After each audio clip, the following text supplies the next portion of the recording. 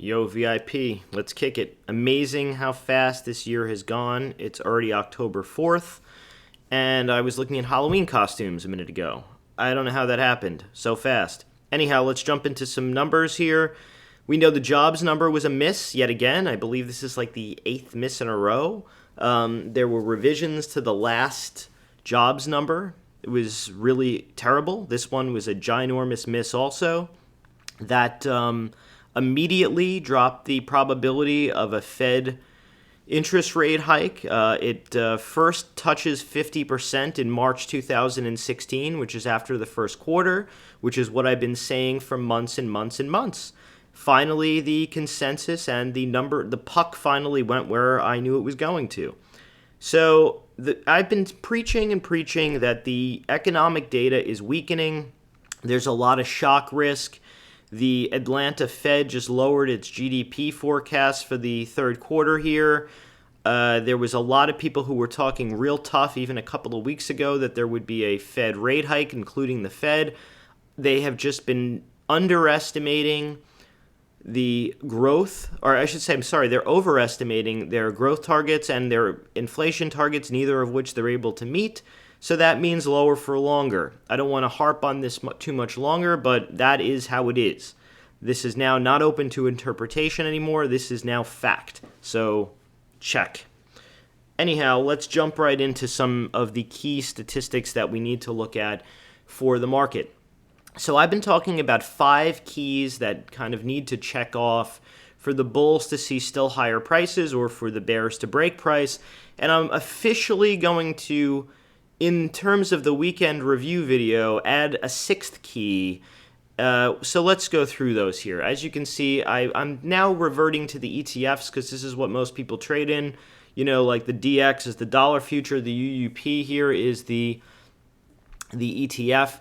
You can see we've been in a long consolidation pattern here in the dollar. It's starting to look a little bit iffy here. You know, I feel if we break out here and we have a move up, this will mean another leg down in the stock market. There will be some resolution, in my opinion, with this very soon. You can see we're starting to make higher lows, equal highs.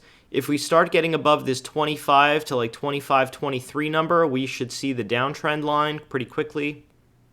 A little bit higher here in the 25s. That would start breaking the pattern, though, because we'd start seeing higher lows and then starting to see higher highs on this leg. And that, to me, would put in a real shock risk for a move up here in terms of the dollar. You know, I've been talking about the dollar having a lot of implications for companies with foreign earnings overseas. They do not want to see this happen. Facebook, Nike, Apple, all these companies that do a lot of their business overseas and rely on overseas business for growth will suffer tremendously if there is a strong dollar. However, if we can snap this downtrend line, I think we would easily fill up the triangle and come back down and retest into these 24s, into somewhere between these 24s and these 24s. So that's what I would say would be a real sign for bullishness if you're looking for the equity market to go still higher. TLT, I've discussed this at length, that the press doesn't understand what the inverse relationship between interest rates and prices and how that translates into the stock market. You can see we were in a protracted downtrend here for a while, and now we might be snapping to a uptrend here in terms of bond prices and yields lowering. The denominator in terms of what you divide price by is composed of the risk-free rate, quote unquote. That is what this component is, and if that number gets higher on the bottom, the end product, meaning the discounted cash flow, meaning share price, is lower.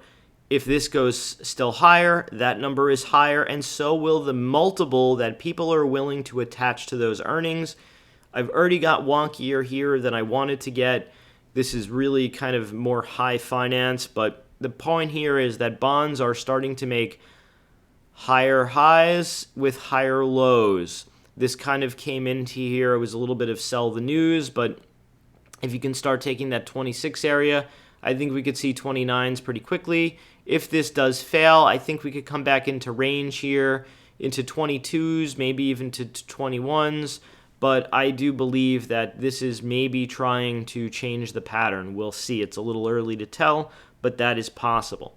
So to wrap it up, you want to see, you don't even need to see this go higher. You just need to see it stay high. Anything above 123.15 is exceptionally high. That was the 2009 crash peak high. I don't want to get too into that. If you're really interested, take a look back at some of my previous videos. We have too much to go through here to go through that right now. USO, you need to see oil stabilize. You can see here we're starting to break the downtrend pattern. You can see, and it is now kind of forming a shelf. You want to see this still go higher. The reason for that is, all right, so let me backtrack for 1 second. I have said for a while, I think the world's economic woes have been because of stubbornly high oil prices that have plagued major developed economies and still developing economies for years. You can see up here, this has been a problem up until recently, and we've fallen off. And this has been because the cure for high prices are high prices. It erodes demand, and we've had a big supply increase with all the shale and the horizontal drilling and the hydraulic fracturing innovations. The Saudis are pumping like mad. We know the Iranian oil is coming on with the nuclear deal, and this has led to a move down. The Canadian economy is in recession. China, we know, is slowing. Brazil is in or near recession. Russia has been in a near recession. World economies are coming down. India, these are all the growth drivers. They've been coming down, and our economy has been slowing as well. So I believe a lot of that has been because of these high prices. It has come down. However, oil is now being used as a proxy for global growth. You need to see that stabilize or maybe go a little bit higher to show that we are not in a deflationary spiral and that the wheels aren't coming off the wagon, so to speak. So a little bit higher in oil will be good. So that is one of the things you need to see. The fifth key is the FXI. This has been an amazing blow off top that has ended in how a J curve ends. You see this? This is how it ends in the move down. However, you can see we've gotten close to a 61.8% Fibonacci retracement, kind of got back to below where this all started, and we are just now in a bit of a consolidation phase and actually starting to break trend a bit. So off of higher lows. So this is good. You don't even really need to see China rally. You just don't need to crashing. If this starts falling apart again, that's going to be a problem. So that's my take on China. I believe that there is potential for a rally. You can see this has really all been amazingly one leg. You could say two, but I do expect there to be some type of a rally, at least to a lower high before it falls apart. The number I've been using is these lows here, that it could potentially rally to 40. That was sort of like where this consolidation took place. So possible that we do have a rally back up to 40. Excuse me. And the last and the new key is the IBB. This is the Biotechs. The good news is that we have held trend here. You can see we didn't hold the secondary trend that had come up here, although we did kind of hold it here. But now we've come below and we've held the other tail support as well as these reference lows. The breakout in IBB was roughly around 275. You can see here was a problem here. Finally, it broke out, and now we have rolled over after a head and shoulders top. I just want to show you what that looks like. This was an amazing textbook's head and shoulders top. You have the left shoulder, you have the head, you have the right shoulder. You kind of came down to the neckline. This snapped, came back, rallied back to a retest of the neckline, and then fell apart again to retest these lows. It didn't make a newer low, which is good, and we now are starting to reverse a bit. Wouldn't shock me to see if this had some legs up a little bit higher, maybe to the top of the volume distribution around 328s. I think 342s here would be sort of the max. That's like a half back move from the top to the low, and then maybe to here where the real kind of memory takes place. You can see there was a lot of price action that took place. There was a prior support around here. So, somewhere in here, I believe between the 50 and the 61.8 would be the max, maybe to the downtrend line. That would set up for an amazing write or write out type of a short. But this bottomed a little bit earlier than you could see I had expected. It held a volume distribution and the support, so maybe there's a bit of a move back up. But I would be looking for this in the context to kind of re-short. This is going to be a kind of a Costanza move. The whole market has kind of been like the George Costanza, right? To do the opposite. You can see here there was a lot of volume on this breakdown. However, we haven't seen as much volume in the reversal, so that still has me a little bit suspect. Keep that in mind when we talk about Wynn in a little while. That is going to be very interesting. Gilead showed a little bit of relative weakness the last few days, weeks, whatever. It's been coming down. We didn't retest these lows, which was the flash crash lows, so this is still holding stronger than IBB. However, you can see we are still below this trend. I was looking for this to kind of retest these lows again around these 85s. I like this for put ratios down here. This really was the breakout. This isn't a very expensive stock, although with all the tough talk from Hillary Clinton and others, this has probably been some concern that they're not going to have the pricing power they've had in the past. That said, this is I believe the premier best of breed biotech. This Amgen and Biogen, but Gilead in particular, I like their numbers. They've really blown out earnings the last couple of times, and I like to reward companies. At least I think those companies get rewarded. The volume here picked up nicely. If you're playing long, if you're already long, you want to use this 93 maybe as a stop, because if that fails, we'll probably get a cascade down lower. I like put ratios into weakness, and if it does rally back up, look to take profits if you're, kind of caught in there. Let's go into the major market indices and what I see happening here. You can see we've been in a big topping pattern for a while, and anyone who's followed me for the last year or so knows I've been really, really cautious on the market. I haven't loved these 100% retracements and these really choppy patterns and just incrementally getting higher and then falling apart. The market was getting tired, and I had said this time might be different, believe it or not, up at the top, because this was the 1.618 Fibonacci extension from the 2000 peak high to the March 2009 low. This took it back up. It's also, I've seen an inflation-adjusted equal high to the 2000 and 2007 peaks. Let's get a little bit more modern day. So I had talked about in the weekend video last week that I thought we could potentially see a gap down or a move down to the 187s, which look what happened. We did it. Some people had asked me what would prevent us to see the 182s. I didn't say that I didn't think we could get to the 182s, and I believe it or not, I still think it's possible, but I'll show you that scenario. That's kind of the bear scenario here. We'll discuss it in a moment. But look at where we came from. We had rallied up. I'm sorry if this chart is a little bit muddled. There's a few different time frames on here. But you can see this being the peak of this rally here, and then this being 100% retracement based on what the expected move was and the fact that we had already been coming down. I thought that this here would hold just because this was a gap fill. It was sort of the bodies, so to speak, where the real volume took place. And I believe that we would hold here. I actually tweeted out live that I thought we were getting a little bit too pessimistic, and that I thought that the people were chasing shorts. It was into a reference level, and we did rally. And you can see this was tested low again. We rallied, and then here, this was the jobs number. Now, I want to explain what I think happened here. This was a kind of a short covering chase into the close, and I think it got a little bit extended from value. I don't want to get too into what that means, but if you follow me, you know what that's about. If you have questions, you could always ask me about it.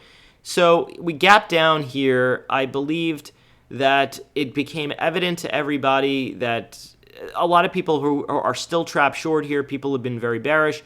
We gapped down a lot. And I'm going to talk about what happened with this move. Let's do that now, actually.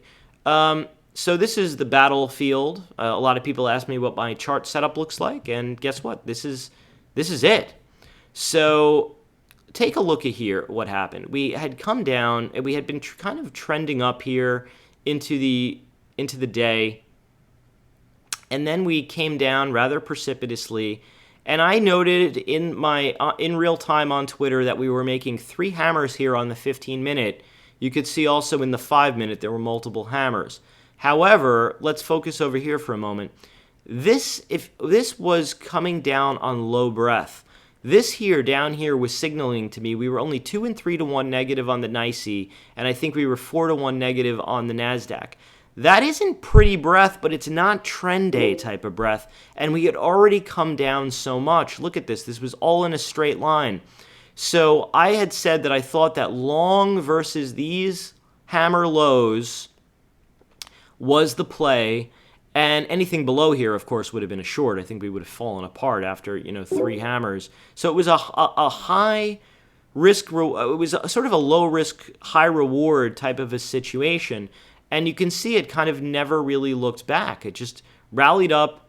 This here got to the low end here of the overnight session, and then this is really when the short covering squeeze got into play. So this was sort of the excess of the day. You can see the VWAP was down here, roughly around 910, kind of near these highs.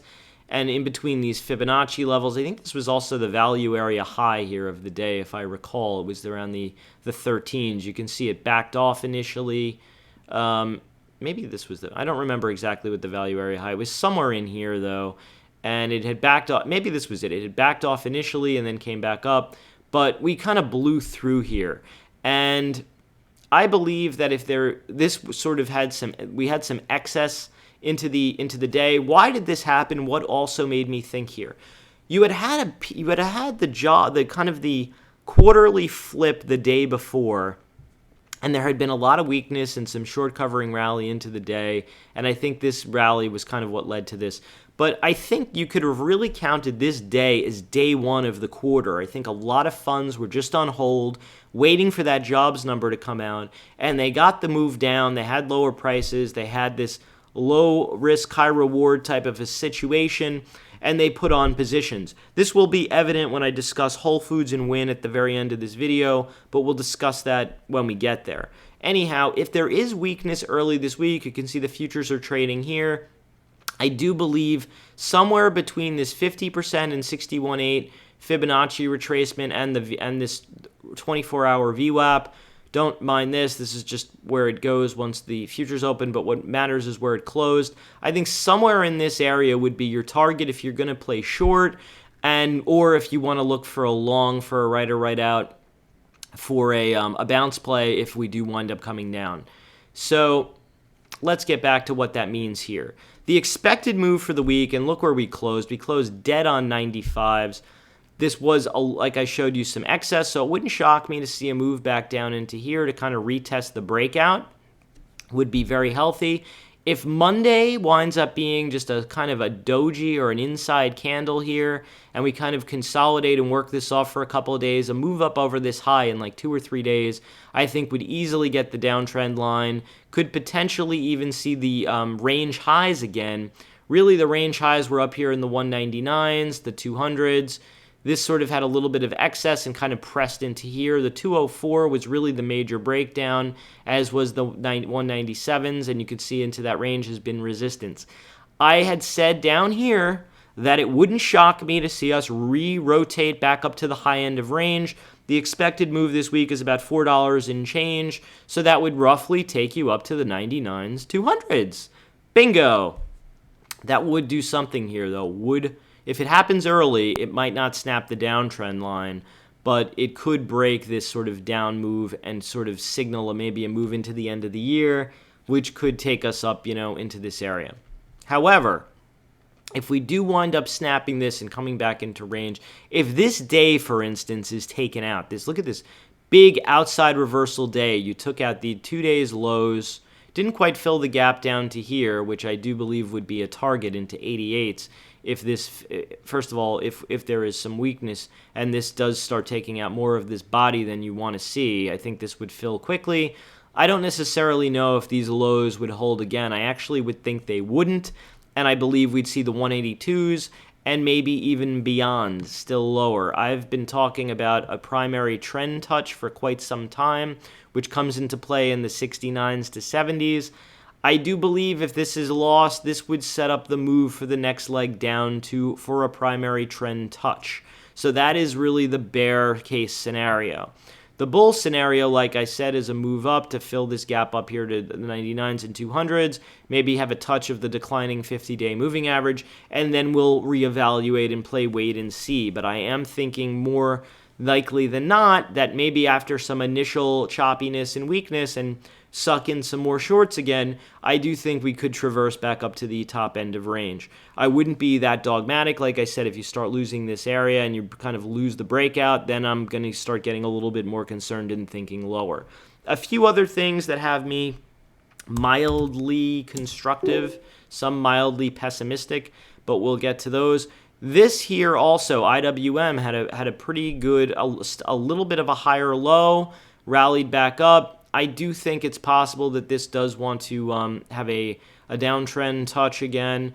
This is a slightly lower low. However, the 100% retracement, I do start seeing a lot of support coming in around the 103s, and this is actually a smidgen closer, although now it kind of moved up with this rally, but a major trend touch here would be around the 99s, 100s. That's a big round number. If this does wind up moving down, I like put ratios or put spreads to play for that, but it is possible that this does see a move up. Why has IWM been so weak? It's had a lot of relative weakness. The answer is that it's loaded with smaller cap biotechs. Those have been getting trounced, and it's been showing up in IWM. As you know, I am cautious and pessimistic on IWM anytime it's below 117.37, and we have been well below that for quite some time. If anything below there to me is still suspect. Up there, above there to me kind of starts neutralizing the pattern again, although now the 120s you can see have a lot of volume up here. That's really where the dead bodies are. A rally up to there to me would be an amazing right or right out type of a short for a trade. Qs. This is the poster girl, or the poster child, or whatever. I'm not really the most politically correct person, but the poster whatever for bullishness. You can see we've never lost the trend. We briefly lost it on the flash crash day. We touched primary trend and then came back up. We did make a lower high, but look at where all the real price action as the bodies have been. It's still within the context of this range in the 61.8 Fibonacci retracement. So I believe that the bullishness in the Qs has kind of held up the market and made it look maybe a little bit prettier than it should. You can see, though, that we did snap the uptrend. It did fill up the triangle down to here, and now it's rallying back up. It stopped on a 20. I believe the first target here would be the downtrend line up in the 106s. Also, there's a gap fill there in the close to 106. There's a 50-day moving average and the downtrend line. So if this does have some bullishness, I do believe we can see that happen. If you can take back all of this price action, and we have taken back a lot of it, that would start neutralizing the pattern still more. To that, though, we're going to have to look at the momentum stocks that I talk about a lot. One last thing. If this does snap these double bottoms, then I believe we're going to start filling some gaps, maybe to where this body starts, sort of like where the volume picks up. You can see that's roughly a gap fill here to maybe to 94s. So that would be my first target if there is some type of a reversal here and this is lost. Maybe you'd want to buy 194 put spread, or if you want to do a put ratio, maybe 94 and then something down here closer to these lows, because I think they would be retested closer to 85 to 87. So that is Qs. Apple. So Apple is sort of not cooperating the way it should for the bulls or for the bears. It's just been a really choppy mess. You can see this 92 level. I had been talking about 95 as being a 50% Fibonacci retracement, and then 85 as being a 61.8, and then there being a primary trend line, which is now rising up. What would be amazing is if Apple was like coasting along for a while, maybe it gets a little panicky before the print and we get back down to retest here. I think that would set up for a screaming right for a trade for a play for long into earnings. The stochastics here are rolling over a bit. I want to just show you something that I'm noticing in this stock. That's why you guys watch me, because you're curious what I'm thinking. The 109 here was this low before the launch point, and that to me is really key. If you lose that area, then I think 103s and then 100.72. This was the old top from before Apple split the kind of the big correction it had. I don't want to go back and show that, but just take my word for it. This was an old top in Apple. So you can see it's been looking below the 109s and failing. And as long as it can hold 109, I think that the play could still be up for a 50-day moving average touch, which is up around the 114s, maybe the 115s. 115 is also a really key level. That was the old, back in the day, flash crash close. So that anything below 115, just so you know, I don't want to get too wonky. Anything below 115 is suspect to me. Anything above 115 puts 119, 120 into play. Anything below 109 puts 103 to 100 in play. Let's keep it really simple, stupid. So here you've had a bit of a reversal. Maybe they do rally it ahead of the print. The ideal situation, though, in my opinion, would be to lose this, get really sharp and panicky, shake out all of the people who are still kind of playing hope and pray at Apple and set up for a long. I do think that their China numbers are going to be good, and I do think their quarter is going to be good. Anecdotally, I played around with the iPhone, the 6S this weekend. Really pretty great camera, actually. I took in a dark room the front-facing selfie with the 5-megapixel camera and the screen flash. It came out really amazingly. I was very impressed. I think that the technology on that new phone is incrementally better than the 6, but I do believe that they will sell and do well. From what I hear, I do a little research on Apple. I hear the adoption rate on the watch, everyone thinks it's a bust, but I've heard it's roughly about the same as the original iPad. If that's true, it's good. So just keep that in mind. This could be setting up for some kind of a cockeyed inverse head and shoulders.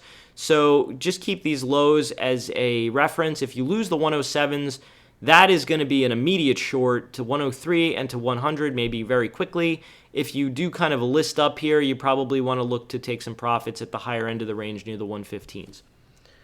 Amazon, just in consolidation, this sort of looks a lot like the Google chart. This will probably resolve higher if the market stays strong. I would actually like it to kind of get a little bit weak in front of the number and come down and test the trend line. Maybe get back into this range, which would be amazing, and then, play it to the long side. If it's up here, it starts the risk reward. It's got to be looking for a snap of the downtrend and a move up to retest the 580s. I do believe that they're doing very well. I think that they're going to do great for the holiday season, and I don't want to get too into the fundamentals of them, but I think they're doing okay. So I believe you could look at relative strength. This stock has stayed pretty bullish in this market. I like it on dip. It's sort of a buy the dip, sell the rip stock, but I do think that if assuming the market can resolve higher, I do believe Amazon will resolve higher. Google also really just kind of consolidating. It ran into that print. They did the alphabet. It filled the gap, and now it's just kind of chugging. It's roughly up against the 50-day moving average. If it breaks there, you'll probably see the channel high quickly. If it falters, it'll probably come back and retest these lows. That's how I would play it on a break here, to play it for the move up. If it falters, play it for the move down. I believe any move back down toward these 583s, which you can see was a big point of contention for a while. If you want to do put ratios, for something down into here versus trend, or to sell puts, if that you want to play that as an earnings play, I think selling something down here or some type of a premium play to move down here would augur well. The ideal setup, though, would be weakness before the print, but it looks like it might want to rally. And then the play would be, if you want to play call spreads for a snap of the trend for a move up to retest the old highs. I like to kind of sit on hands, honestly, with a lot of these. I prefer to wait until the prints come out, and then I play the kind of either continuation, or I play, if it comes down hard, I sell near dated short-term puts up against support levels. It's sort of the second mouse gets the cheese theory. The first mouse gets caught in the trap and has its neck broken, and then the second mouse gets to eat the cheese for free. Facebook, messy chart, I know, sorry, but these are my real charts I use, and these are real levels.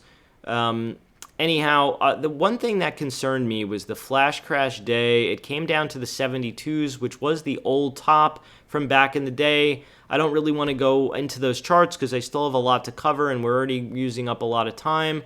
But believe me, that is the level. And the thing that makes me nervous is that it's still held really strong. I do like that it is correcting a little bit and working off some of the steam.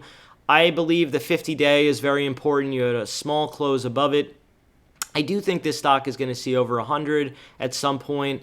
My only concern with this is the strong dollar. So the ideal situation would be to come back down into range somewhere between 85 and like 82, 81. This is really the consolidation range and set up for a catapult move higher. If this does rally up again, I would use it to maybe book some profits if it rallies strong ahead of the quarter.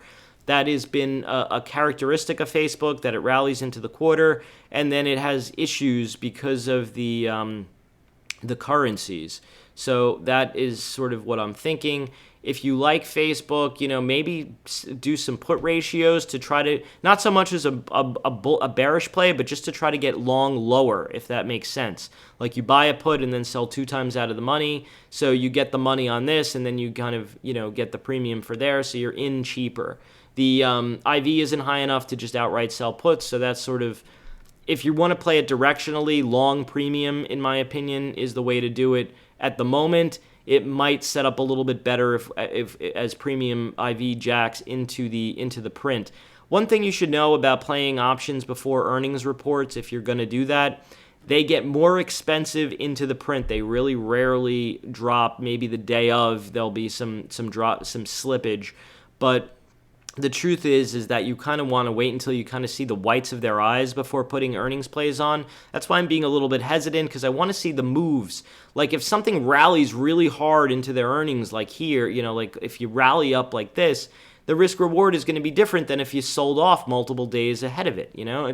I don't know what's going to happen yet. I don't know how these stocks are going to trade yet. So I look to my stream at Justin Pulitzer on Twitter for my ideas about how to trade these sort of ahead of the prints. Anyhow, that is Facebook, I think, bullish, but it's sort of in a no man's land here, no man's zone below the 92s. It's sort of caught between the moon and New York City, with the support and then the resistance. Twitter. They finally have a permanent CEO. And the new CEO is the old CEO, Jack Dorsey. Mazel tov. Anyhow, you had a run-up based on it. They didn't come out with his name too quickly, and then a reversal here. If you want to be long versus this 24.34 low, sounds good to me. That's how I would play it. If you start losing this day, you're probably going to retest lower. They have their earnings coming up. They are now in Google search. They've been doing a lot of stuff with, I believe, with some sports franchises. I do believe that they're trying to monetize and do well. The problem has been their user growth. And I don't know that has changed. I still have tons of people who I'm friendly with who don't know how to use Twitter. They are avid Facebook and Instagram users, which is sort of 6 of one, half a dozen of the other, because Facebook owns Instagram, and they're getting them both ways. I do believe that longer term, there'll be some type of a move up in Twitter, but I don't know that the stock isn't going to be cut in half on this print. Again, because it's still rather expensive.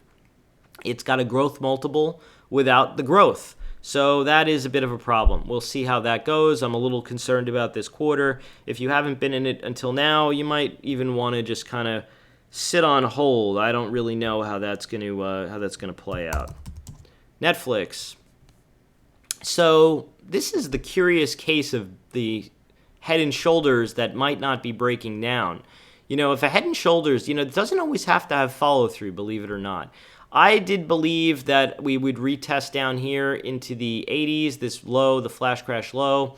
I do even believe at some point we're going to retest the major breakout down here at 70. This goes back quite a long ways, but I don't know what the order of operations are going to be. You can see this here, look, the left shoulder, the head, the right shoulder. You had the snap here, the breakdown, although you kind of had it here. I was actually short for this day. It was very nice. I was short like the from 105 down, and I covered it. Like it was like 10 points in a couple of minutes. It was really rather sweet. I had talked about reshorting it up here. Worked out well. And now it's kind of breaking the downtrend line, and it's being stubbornly strong, although it did have a little bit of relative weakness the last day or two. It wouldn't shock me to see this come up and retest the 50 and maybe even fill the gap up here to the 115s. If that starts happening, it's going to start looking like the head and shoulders pattern isn't holding. We're kind of just bumping up against this neckline here, this 103.88 to 105. You can see where we closed on Friday was 106, so it's kind of roughly around there in this range. It's just being stubborn, but and could be forming the wedge, the rising wedge just to flop. But it is possible short term, a little bit higher maybe into their print, and then lower. I honestly, this is a very weird pattern here. It sort of has me a little bit confounded. Some days I think bearish, and then some days I'm thinking bullish with this big engulfing Maribozu candle. The next 3 days it gives it all up. Here we are rallying again. I think it's just kind of waiting for the print. It's going to play wait and see. The pattern to me is still kind of a little bit bearish, but a little bit bullish also. Kind of a push. I believe that the better move is going to be either if this rallies hard into the print to kind of play it as a short, or if it kind of falls apart into the print to play as a long. If it's just chopping here, it's going to be a big gap, and then you're going to kind of have to play for continuation in either way. So again, this one I'm kind of a little bit on hold. I'm currently in put ratios for a move lower, and then I also have some call spreads on for a move higher. I don't even know how I'm positioned this thing at this point. I've just been playing around with it, taking it on and off. It's worked out, that's all I can say. It's worked out pretty well. Some of the put ratios have expired, worthless, but that's kind of just like the cheap bet for the move lower. I do like that with the terminus being somewhere between this low, the 85, and the 70. Anyhow, that's Netflix. Priceline. This is starting to look like it's going to resolve soon. It's just been it's been holding primary trend. It made a lower high. Here it made a higher low. I would wait for this triangle to snap either to the upside for a play to the all-time highs, or a break of here to play for a move down to these lows and maybe even down to these lows. I honestly don't have an edge on this here with this pattern. You just need to kind of play patience and wait for the triangle to resolve, either a break above or a break below, and then play for continuation. The earnings are coming up. Let's see if that can resolve ahead of time. My guess is it's not going to resolve until earnings, and it's going to be the second mouse type of a play. Listen, that's just how it is. That's just how I see it. Tesla, I had been bullish on this stock. I did say that up at the 265s was a sale. That was an old high back here, believe it or not, before the old all-time high. This kind of fell just a little bit short. We are pulling back. I've been saying the 242 is really key. You need to hold that. That was where Elon Musk bought his, where they did the secondary. We looked below. Here we kind of tagged it. Here looked below. Here looked, and then we closed up above it. Kind of almost a Maribozu type of candle, although there is a baby wick here. I believe that long versus a 242 close, if you want to use this low now, it's 234.93. So long, I wouldn't really want to see it get below the 242, considering that's sort of halfway into this bar. So let's just stick to the 242. If you're long, that's the play. Anything below there, I think there's a play down to the 224s, 221s, and maybe even back down to the 204s, 205s. I do like put ratios, with this being the terminus down here, considering this low on the flash crash day was down to the 195s, and we know 191s is a gap fill. It might want to retest if this is weak on earnings. Even into the earnings ahead of time, I like playing put ratios for a move down. If this does wind up clearing and getting through the 265s again, I think it sees the 280s really quickly. So it's sort of an if this, then that type of a play. I was going to talk about the silliness stocks, but we've used up a lot of time, and I don't want this to go on forever, so I'm going to just skip to Whole Foods. These were some of the big losers for the last forever. You can see I have a lot of levels put in here. But look at this reverse. This is an amazing pattern. It's a sort of a it takes back. It's a major engulfing. It takes back a lot of days worth of trade, and it closed above the 50. I believe that this was a lot of people who were kind of waiting for the calendar flip to play this stock. So the ideal situation, again, would be a couple of days of like kind of sideways consolidation and then play over the high for a move up. Maybe it gets up to try to test to the gap to the 36s, or maybe even try to fill the gap to the 40s. So I do believe that you could kind of play Whole Foods now to the long side, but with the caveat that if this candle is lost, if you lose this 30, it's a short again, unfortunately, for that company, and it would probably take it down to the 27s, which are some reference lows. So that is my opinion. I think that this can now be played a little bit to the upside just because of the size of that reversal pattern. The same thing happened in Wynn. Look at this. This is, I often talk about what a professional gap looks like. It's sort of the one that nobody's expecting. Look at this. How many days down, down, down, down, and then bam, a gap and go above a downtrend line. I believe Wynn will probably still see higher. I don't know how high. Maybe it even gets up to 100. Who knows? But I do believe that the ideal situation here would be a couple of days of consolidation and listing and then taking the high. Look at this volume. This is what you want to see. This caught people. This just was like the Mike Tyson punch that just like caught you and you're out. It was sort of, this is really what you want to see for a reversal. I know this stock did bottom in 2009 at like $7, believe it or not. That's the full move down. I've been joking around about it with Brad on Shadow Trader, but I've really been looking for the breakout from the 2009 range in 43s. Again, I'm short on time. I don't want to go back, but this was the point of contention. It had just kind of stopped shy of that, and now I'm sort of thinking long versus halfway of this candle. Ideally, again, I would say the couple of day consolidation and then a move like, maybe 2 or 3 days a little bit lower, and then wham, that would be the ideal the sort of the big up, the 3 down, and then the move up, sort of the end move. So that's what I'm looking for as a play. If it does start losing more than halfway of this candle, I'll be looking for it to fill the gap and this being a failure. I don't think that's going to happen, but it is possible. I love this volume. I think it's got some room to the upside. Anyhow, if you're not following me on Twitter, my handle is @JustinPulitzer. If you like this video, hit the thumbs up button right below it and hit the subscribe button. You'll get notifications when I post new weekend review videos, also Periscope rebroadcasts and special edition videos. That's my story. I'm sticking